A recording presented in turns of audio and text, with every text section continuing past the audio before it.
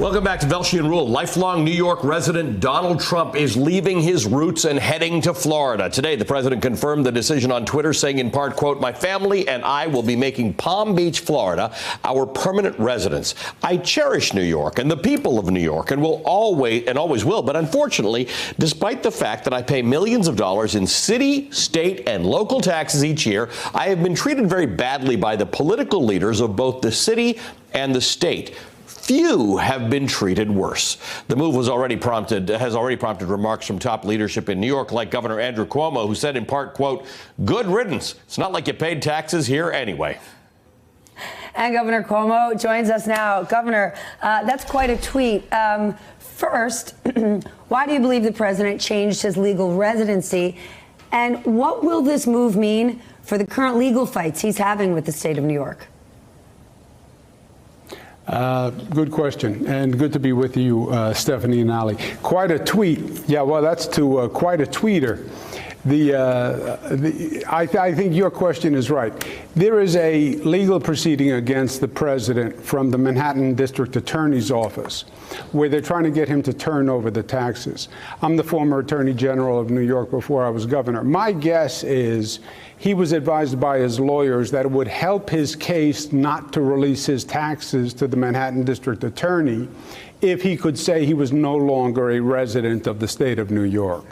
I don't believe it's going to be dispositive, but I could see it as a legal tactic, and the timing is coincidental because it's right in the middle of the district attorney's case looking for his taxes. Governor, what do you say to those who would argue that a lot of people in New York move to Florida because it has no income or inheritance taxes compared to New York, which does have some of the highest tax rates in the nation? This may have nothing to do with Donald Trump's legal issues. It may have to do with the fact that once he's a private citizen, he doesn't want to pay New York taxes.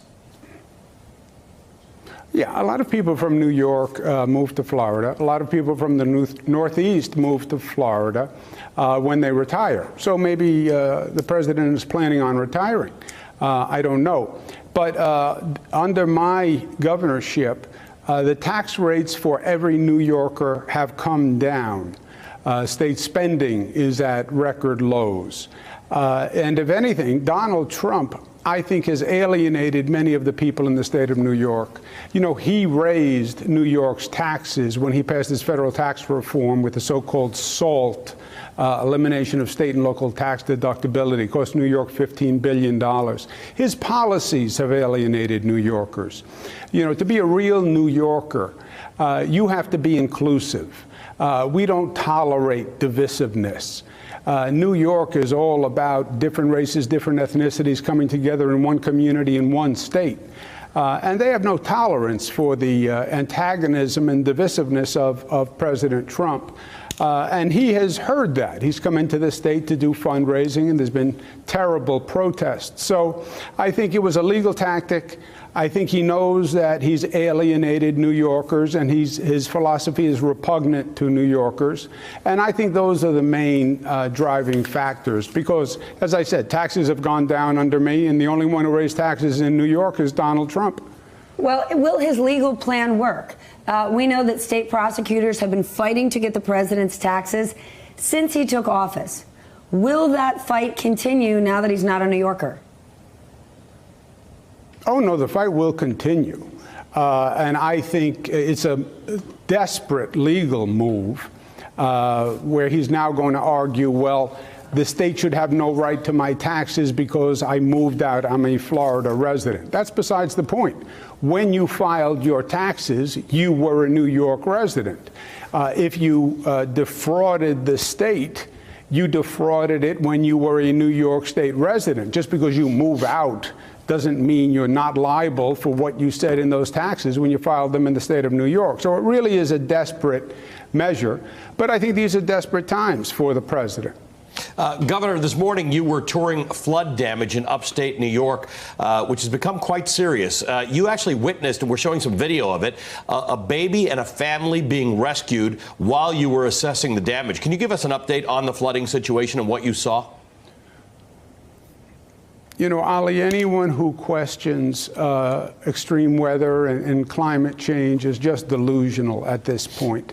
We have seen in the state of New York what everyone is seeing. We see these weather patterns that we never had before. We didn't have hurricanes. We didn't have superstorms. We didn't have tornadoes.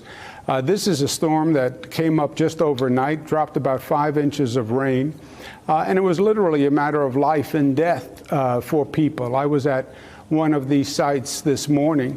A river overcame its banks with 5 inches of water, ran through a residential neighborhood.